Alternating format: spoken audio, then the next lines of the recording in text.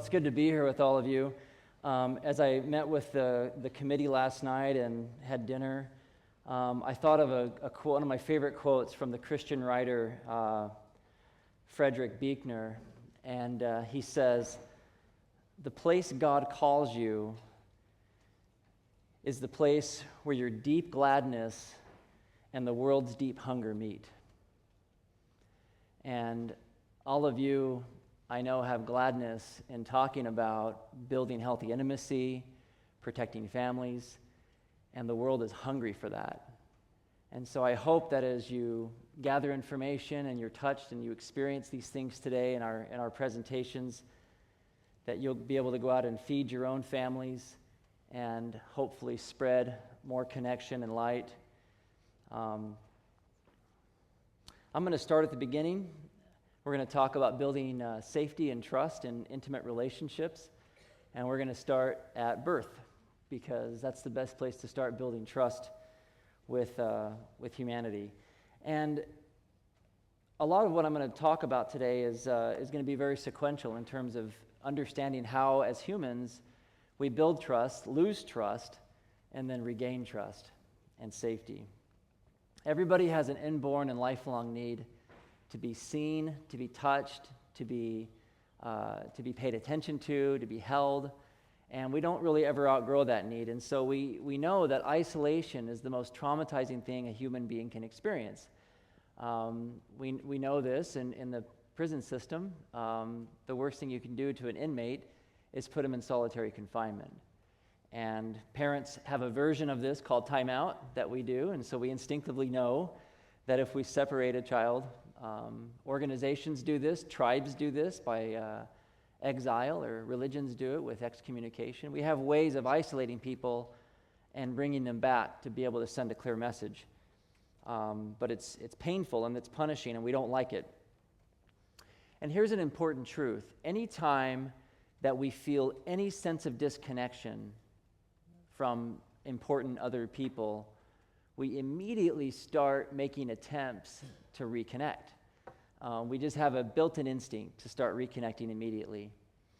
And so you can think of this as the ABCs. This is from a colleague of mine, Dr. Rebecca Jorgensen, came up with this, the ABCs here of attachment, that we're always looking for acceptance, belonging, comfort, and safety all the time. It's like we're smoke detectors, and we're constantly scanning the environment for disconnection.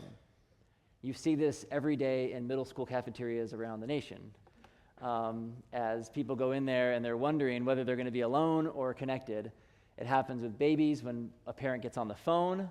It happens with adults who find themselves alone at the airport, like he was talking about, feeling uncomfortable, so they're going to do something to deal with that, so they usually turn to their phone. In the old days, you might just look at the floor out the window, but now we have ways of trying to cope that are different. But anytime we feel disconnection, we try and do something. We can't stay neutral. Humans, we're not very good at staying neutral when we feel disconnected. This is a study that was done by Ed Tronick from University of Massachusetts, and he did this study years ago. It's called the still face experiment, and this was done with a 1-year-old. And I'll just warn you, or I'll just reassure you, no babies were harmed in this study, but it's very descriptive of what I'm talking about. In the still face experiment, what the mother did was she sits down and she's playing with her baby, who's about a year of age. I'm like a girl. Oh. And she gives a greeting to the baby gives a greeting back to her. Yeah. This baby starts pointing at different places in the world, and the mother's trying to engage her and play with her. They're working to coordinate their emotions and their intentions, what they want to do in the world. And that's really what the baby is used to. And then we ask the mother to not respond to the baby. The baby very quickly picks up on this, and then she uses all of her abilities to try and get the mother back. She smiles at the mother. She points because she's used to the mother looking where she points. The baby puts both hands up in front of her and says, what's happening here? She makes that screechy sound at the mother, like, come on, why aren't we doing this? Even in this 2 minutes, when they don't get the normal reaction, they react with negative emotions, they turn away, they feel the stress of it. They actually may lose control of their posture because of the stress that they're experiencing. Okay. I'm here. And what are you doing? Oh, yes. Oh, what a big... Did you notice the mom's blinking got faster the longer the video went on? It's pretty punishing to have to watch your baby be in distress and not be able to respond. Every child, every human being needs a primary attachment figure who is going to respond to them when they're in distress, who's going to reciprocate with them. So if my eyes widen, this person's eyes widen. If I point, they'll look.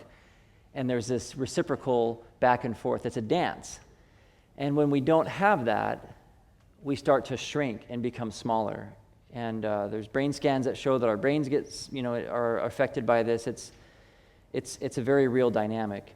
And we're really only designed to love a few precious others who can help us endure the squalls of life. John Bowlby, who was an attachment pioneer back in the 40s and 50s, discovered this in his work with children, that this quality of the bond is really so much of what determines how we turn out as adults. And so where psychoanalysis back with Freud and others used to blame mothers for everything, they were right and they were wrong. They were wrong that it created mental illness, but they were right in the sense that parents had a huge impact. Attachment figures had a huge impact on the way we organize the world and the way we deal with emotions, the way we make sense of our relationships. And basically, it affects the way we see inside of ourselves and it affects the way we see outside of ourselves. And so when we talk about building trust and building connection, we have to start with the babies. We have to start with focusing on how to create safe connection with our children. And if all of your children are grown up and you're listening to this and you're wondering, boy, everybody who watches that video often thinks, man, I could have done better as a parent. I certainly feel like that.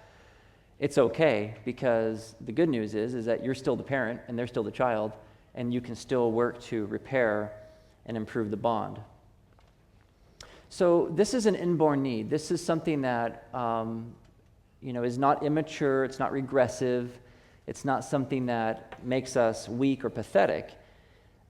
Think of this attachment need as a baby's way to co-regulate their emotions.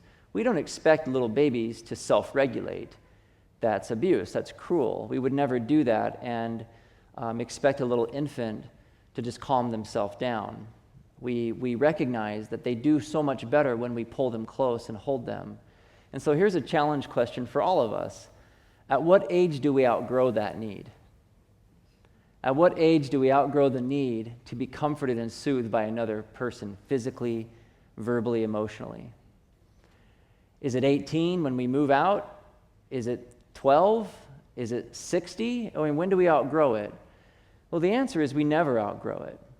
Some of you may know or have been around couples that have been married 50, 60 years, and then one of them passes away. And the other person seems to just diminish so quickly.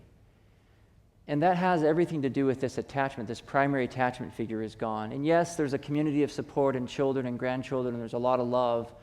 But there's something about that one special other that we're biologically wired for our safety and survival. When that person's unavailable, we don't regulate as well. And so co-regulation is not the same as codependency. Co-regulation is about recognizing that I can probably regulate myself if I have to, because I'm an adult and I have to figure these things out sometimes, but I just do it so much better with my primary attachment figure. I can come home from a stressful day and talk myself with affirmations and talk myself into feeling pretty good, but it just works so much better if my wife just gives me a hug and tells me I'm amazing. Then I just feel like I can do anything. And is that because I'm a big baby? Yep, we're all big babies. We're all big babies. There's nothing wrong with that. We all have not outgrown that need for co-regulation and attachment. As adults, we have to learn how to regulate that, how to work with it, how to send clear signals so we don't, fall into becoming, abusive, manipulative, immature, and unhealthy. But those needs are good, and we shouldn't throw them out. So when talking about primary attachment, we really have two primary attachments as human beings. In the Bible, it says that we leave mother and father and cleave to our spouse and become one flesh. And so we're born with primary attachment, and our parents have a need, an obligation to provide safety, our survival. They feed us, they touch us, they clothe us, they look at us, they talk to us. And then, as we get older, we leave that attachment and we cleave to another. And notice it doesn't say, leave mother and father and negotiate and choose and decide intellectually what kind of a person you're going to be with the rest of your life. No, the word is cleave, which has a very desperate quality to it, because attachment is a survival instinct. And so when we leave mother and father, we find somebody that we can hold on to. That's why love songs and people in young love are just so annoying, right? Because it just seems so over the top, like it's almost life and death. Well, it is. As we're forming a new bond, it is life and death. It's irrational in a lot of ways. People seem kind of crazy. I was there too. I remember those times, kind of. Most of us don't have a great memory of it because it's just so full of emotion. But this is what Philip Flores says. He wrote a great book called Addiction as an Attachment Disorder. And he says, regardless of our age or emotional development, we will always require some degree of emotional regulation from others. The denial of that need for others is what leads individuals to seek gratification, like drugs, alcohol, food, sex, gambling, outside the realm of interpersonal relationships. And so relationships then are the solution for addiction. As we often say in our program, the opposite of sobriety, the opposite of addiction is not sobriety. The opposite of addiction is connection, because that's the real thing. So love, understanding love and attachment and bonding and how this all works, just the idea of love has been misunderstood forever. Some people think of it as, two cloudy hearts in the sky and everything's just so wonderful. Is it delusion? Is it just sentiment? Is it an addiction? What is it? Are people just, is it something we should outgrow because love is just, it's not really what long-term relationships are built on? So people have been confused and writing about this for centuries. But love has been decoded now, and thankfully we have, in the last 20 or 30 years, based on the work of John Bowlby from the 40s and 50s, and attachment pioneers like Sue Johnson and others who have really broken the code to help us understand that love is actually very logical. We can understand it. We can understand how it's built, how it's broken, and how to repair it. And I want you to hear from Sue Johnson for a minute. She's wonderful. Human beings may be very different, but in our hearts, we all want the same thing. A loving partner who offers us comfort and connection so that life's joys can be savored and hurts can be tolerated and survived. We are wired for connection. Nothing is more toxic for us than emotional isolation. The top question on Google for 2012 is the same as the one posed all through history by philosophers and poets. What is love, and how do we find and keep it? At last, we have the answer to that question. Social scientists and psychologists like myself have cracked the code. I think this is big news. I think this is right up there with landing on the moon or solving the riddle of how DNA structures our nervous system. It is time for us to learn how to connect in a world that becomes more impersonal every day. Time to tune into the rhymes and reasons of our most precious relationships. I invite you to read Hold Me Tight, 7 Conversations for a Lifetime of Love, where I lay out what we have learned in 25 years of helping couples connect and shape the bond they long for. We can do this. We don't have to be lonely or give up on our relationship dreams. She referenced her book, Hold Me Tight. If you have not added that to your library, I encourage you to do so. It's the book my wife and I give out for wedding gifts. We have a case of them sitting at my house. And so, like she said, it teaches us how to shape our bond. And isn't that wonderful? A lot of the times we wonder, how do we form and maintain a healthy bond with another human being? It's by understanding attachment, and that's what we're going to be talking about today. Really quickly, the research on attachment is clear that when we have secure bond with somebody else, we experience less depression and anxiety, we're less aggressive, we're more flexible, we're more curious. We have increased self-awareness. We have increased other awareness. We can problem solve better. Our physical health improves dramatically. And this is the one that I love the most, is it decreases our susceptibility to shock and pain. Some of you may have heard of the MRI studies they did back in North Carolina with Jim Cohn. And what they found is when they put somebody in an MRI machine and were scanning their brain to kind of watch what the brain was doing, they also had a screen that would show, a dot or a square or little things like that, and the person knew that if they saw a certain pattern or sequence, they were going to get a little jolt on their foot. And they did this study where they had the individuals in the tube in isolation. They had some holding the hand of a stranger, and they had some holding the hand of their partner, of their spouse. And what they found is that when they were alone, the pain was excruciating, the fear, the anxiety, the brain was going crazy. When there was a stranger, it seemed to get quite a bit better.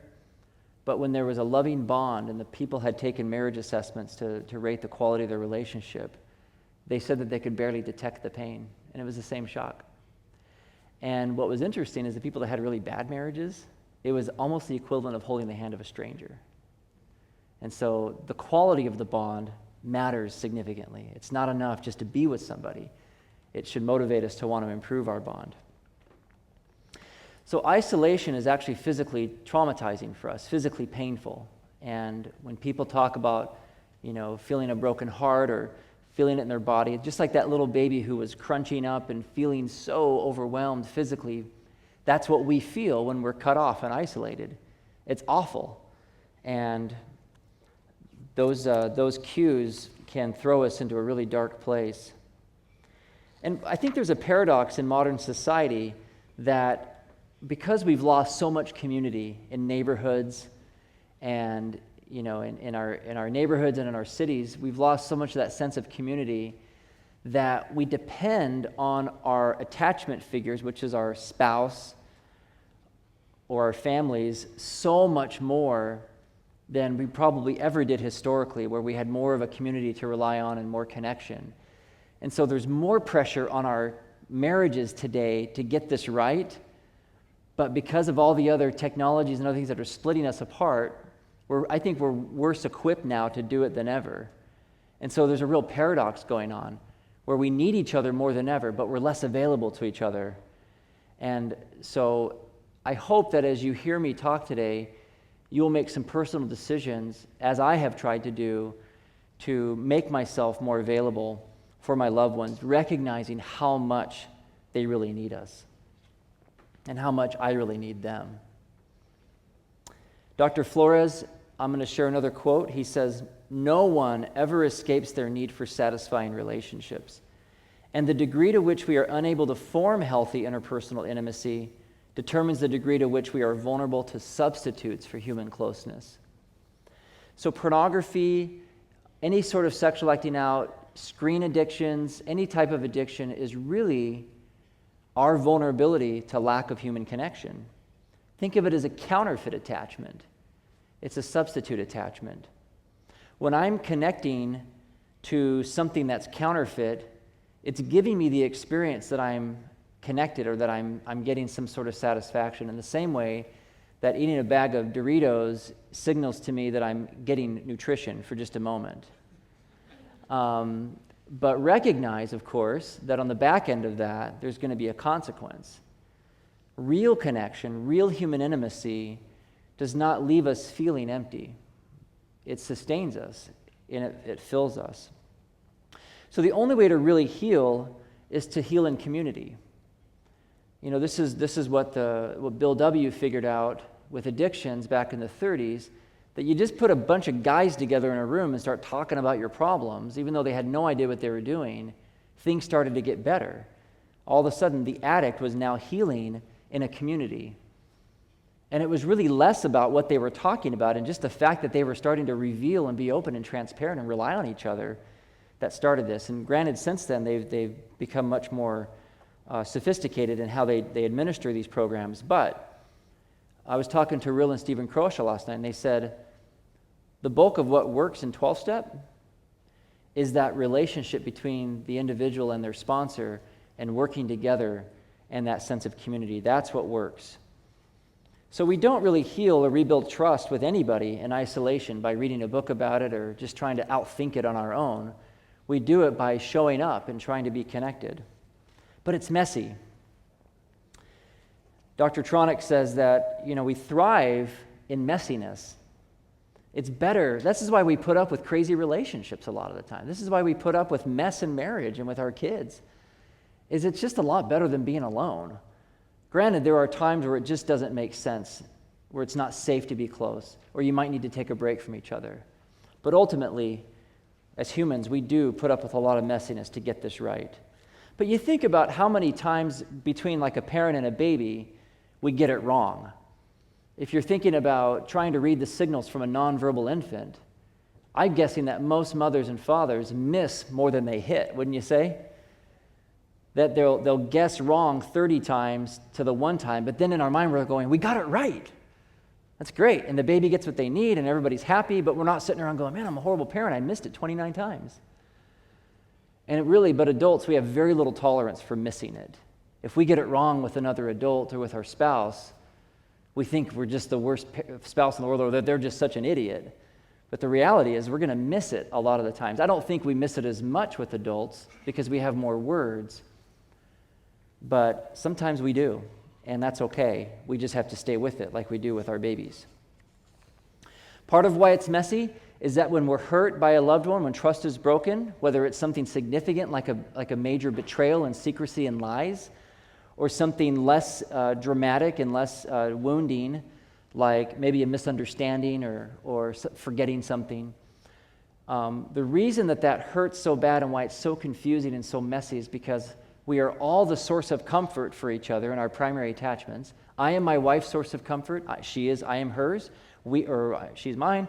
And we are so reliant and dependent on each other for that secure base.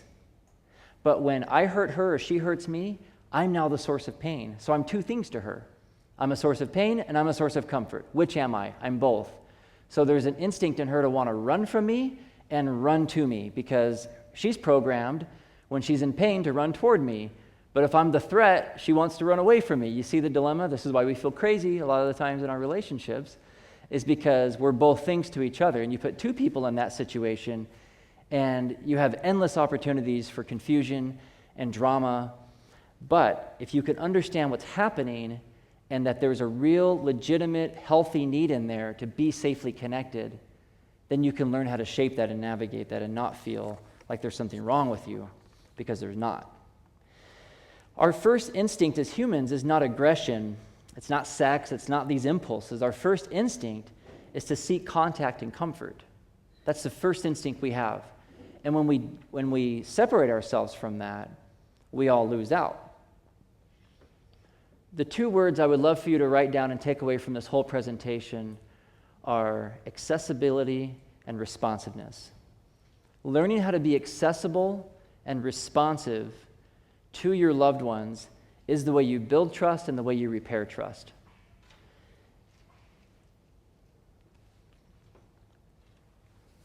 Sue Johnson says the people we love are the hidden regulators of our bodies and our emotions. It's hidden because we often don't realize it. So when somebody says sticks and stones may break my bones, but words will never hurt me, that may be true for strangers, but it's never true for primary attachment. It's never true for primary attachment. A lot of people have told me in my office over the years, I would rather have my spouse punch me in the face than ignore me. Just do something to me, but don't talk to me that way, don't ignore me, don't hurt me emotionally, because we rely on those signals to affirm to us that we're safe and we're connected. So the way we co-regulate our bodies and the way we co-regulate our bodies and our emotions with each other is through being accessible to each other and responsive to each other. So, a lot of times, I've had people say to me, well, I grew up in a pretty good home. Dad was always there every night. Well, what was he doing when he got home? Well, he's sitting there reading the paper, watching TV, yelling at his kids to get away from him. So he was accessible physically. He was there, but he really wasn't accessible, was he? And he wasn't really responsive. So being there is not just about filling a seat. Being there is a very active presence of being accessible to those you love and responding to them, just like that baby. That mom technically was there, but she was not there, and the baby wasn't fooled for 1 second. You saw how fast the baby picked up on that. Here's a little girl who gets this. Wow. I like his fingers. You like her fingers? Wow. He's good. He's good. He had one too.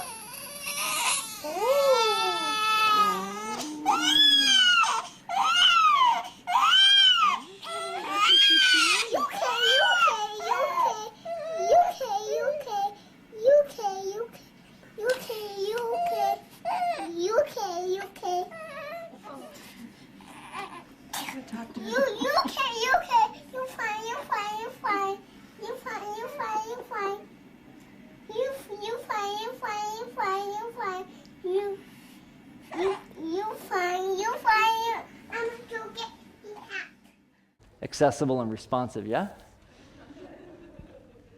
How many of you have not seen Castaway? Okay.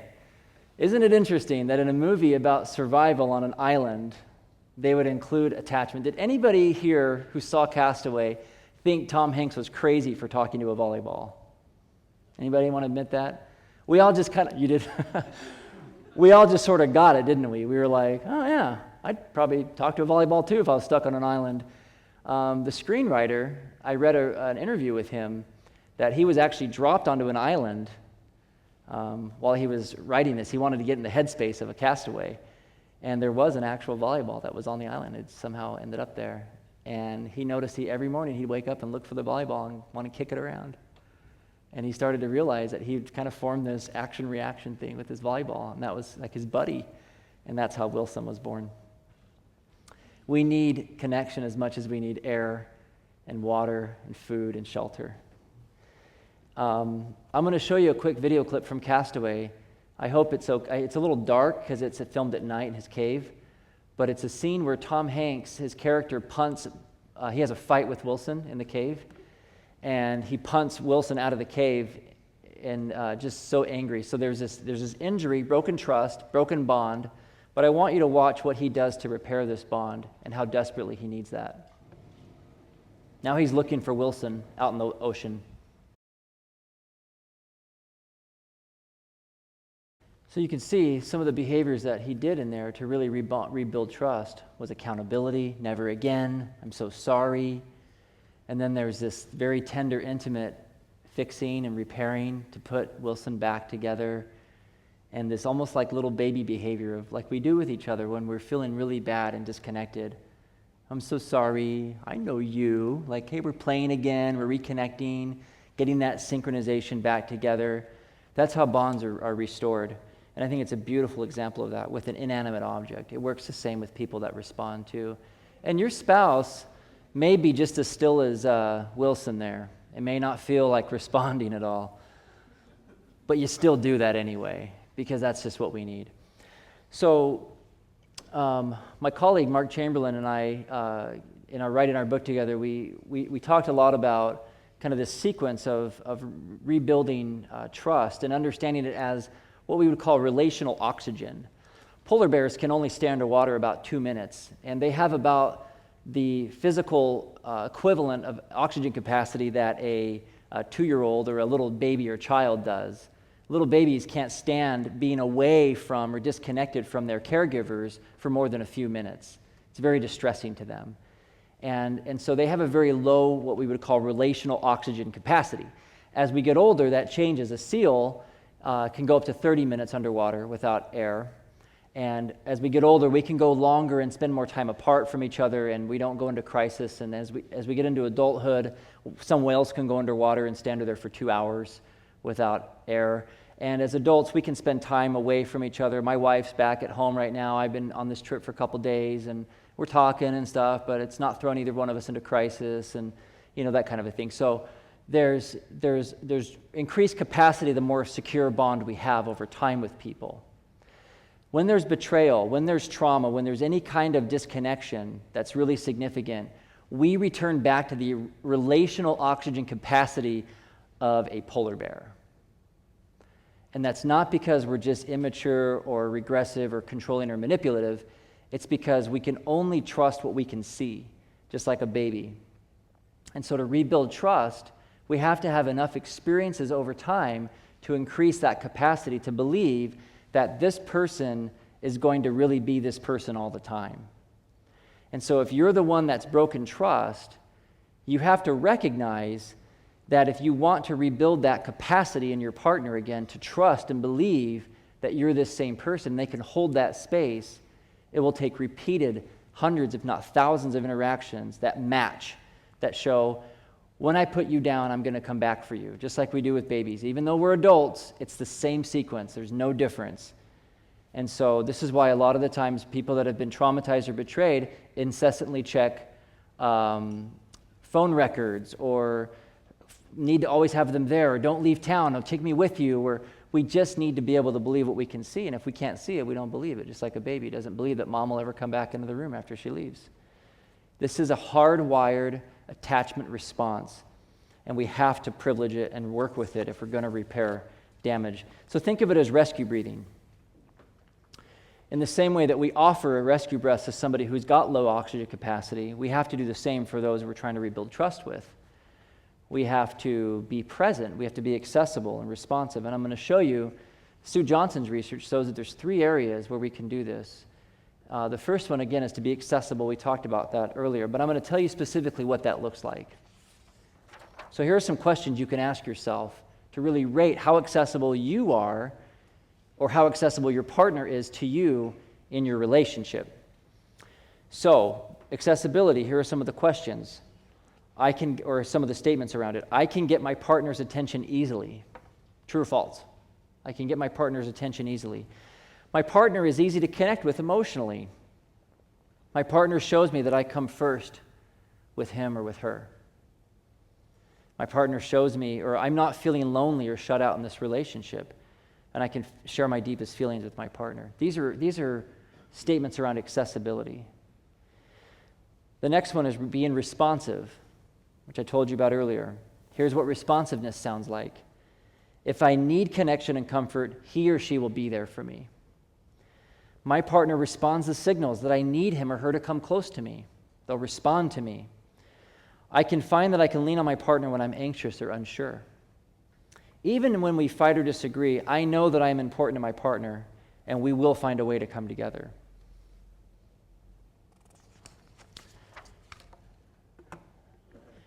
And the E in the ARE stands for engaged. And this is really about accessibility and responsiveness over time. So you'll hear the nature of these questions are things like, I feel very comfortable being close to or trusting my partner. I can confide in them about anything. I feel confident even when we're apart that we're still connected to each other. I know my partner cares about my joys, my hurts, my fears, and I feel safe enough to take risks with my partner. That's about engagement. That's about knowing that they're there for you over the long haul. When you're rebuilding trust, you can only go as fast as the slowest person. That's an important principle. You can only go as fast as the slowest person.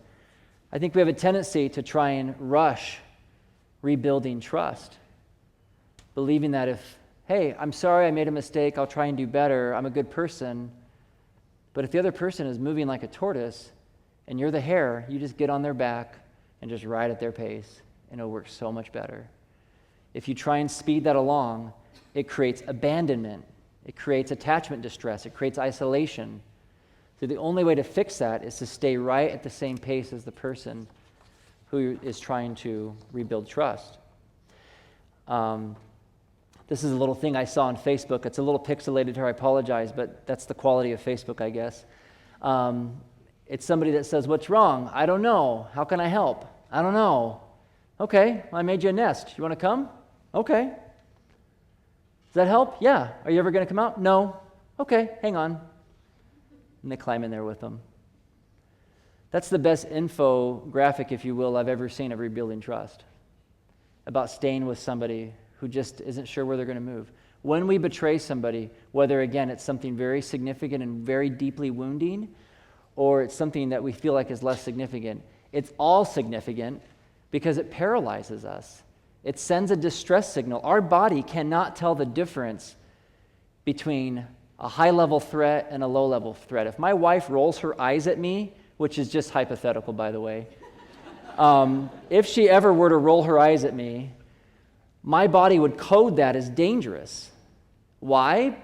Not because I'm afraid she's going to hurt me physically, but because my body's always scanning for disconnection all the time. And if she's annoyed or going to distance herself, I'm hardwired to treat that as a primal threat. I'm going to be alone, which is silly because I can take care of myself. I can feed myself and clothe myself, and I can find a place to live and do all these things. But my attachment system says, isolation is dangerous, you will not be okay, and then I go into panic. So something as small as an eye roll, all the way to something as significant as a secret life or a big betrayal, you can see how devastating betrayal is and how long it can take to rebuild that trust. I had an individual reach out to me recently. He and his wife are having an in-home separation, which is basically him sleeping in one bedroom and her sleeping in another, because they don't feel like they're ready to do a big separation. But they're struggling. Their marriage is really on the rocks. It's difficult right now. He texted me a few days ago and he said, "You know, my wife and I are still kind of talking a little bit. Things are tough and tense, but, we're still home together." And he said, "I've got this business trip coming up out of state, and I've got this hotel room, and I've got, my flight booked." And he goes, "And do you think it'd be weird to invite her just to come with me, just so we can just be together?" He goes, "I don't want to make things worse." So here's what I wrote him back. I'm going to read you my text message to him. I just realized I have it right here. I'll just read it to you. I said, "I think it's always wise to err on the side of connection. I would invite her and let her know that you respect if she needs space from you still, but that let her know that she's really important to you and that you want to spend time with her." And he wrote back, "Sweet, thanks." I don't know if he's going to invite her or not. It's always important to err on the side of connection. The reason that we always say, well, should we just leave them alone? That's because of our own fear of rejection. So if you're not sure which direction to move when you're trying to rebuild trust, move toward them, not away from them. Away signals danger. Because remember, you're a source of comfort and you're a source of pain. If you're that much of a source of pain and you're that dangerous, they'll push you away and tell you to give them some room. But it's better to err on the side of closeness. Now, if they're saying to you over and over and over again, "Go away, get away, don't be around me," and you have to respect where they're coming from. But again, you err on the side of closeness because we don't want to be alone. So this gets into what we would call skills versus presence.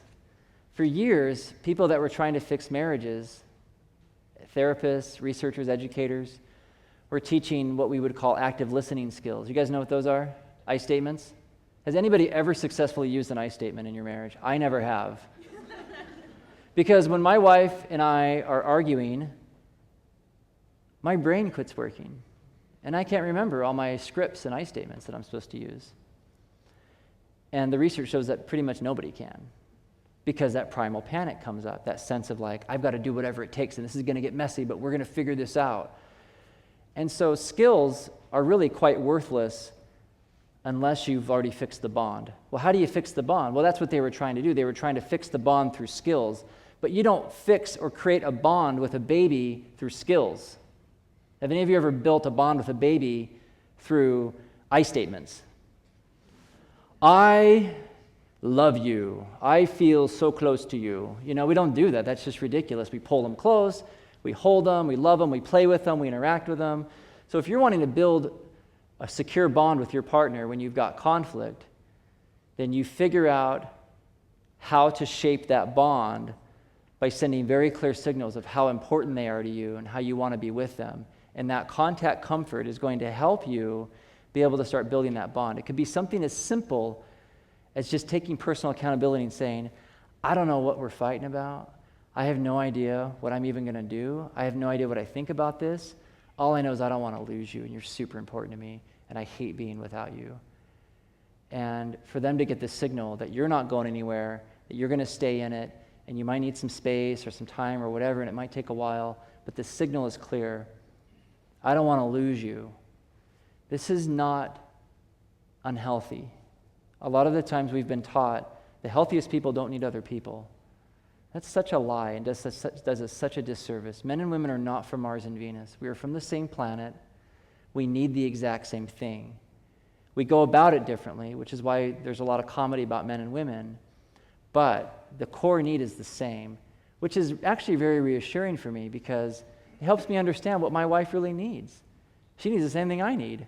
And so if I can tap into that and start to move toward her and work that bond and that connection and send very clear signals of how important she is to me, and I can start to see and feel that back, then everything else now are just problems.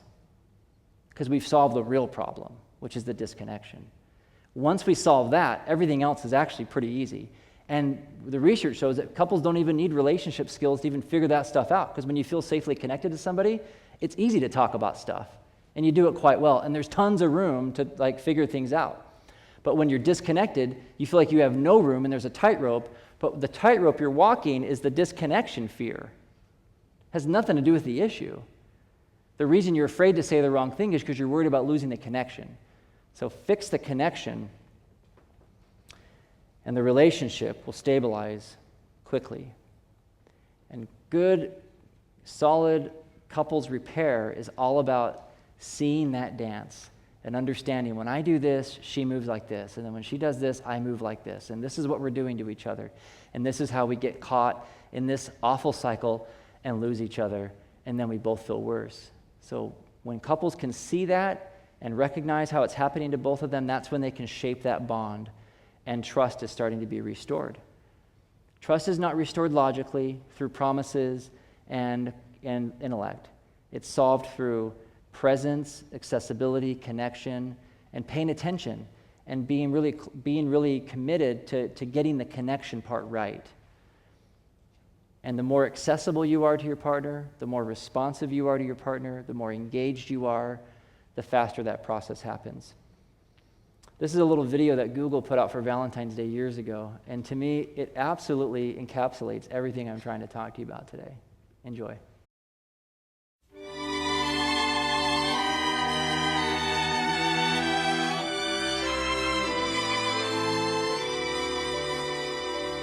I tried so hard, my dear, to show that you're my every dream. Yet you're afraid each thing I do is just some evil scheme. A memory from your lonesome past keeps us so far apart.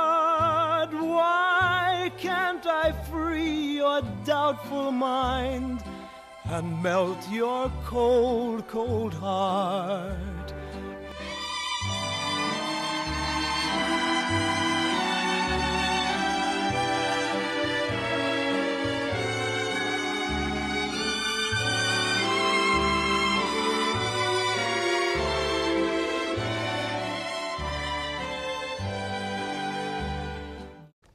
I'm going to conclude with this thought.